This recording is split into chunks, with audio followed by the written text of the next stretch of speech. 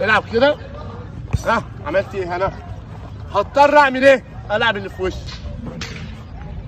هلعب ايه؟ صح؟ هضطر ارجعها له تاني واخد مكان.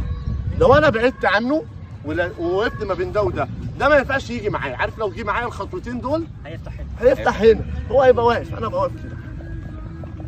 يبقى انا واقف مع خط الدفاع بالميله دي.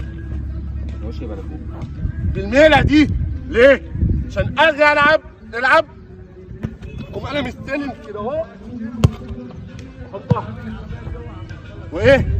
يبقى اذا يا عمر المهاجم خلاص انه يدي ظهره للمدافع، يبقى انت كده مش طماع ومش عايز تجيب جول، وتبقى واقف كده عشان استلم والمهاجم يلعب برجلين الاثنين مش برجل واحده، يودي بالشمال.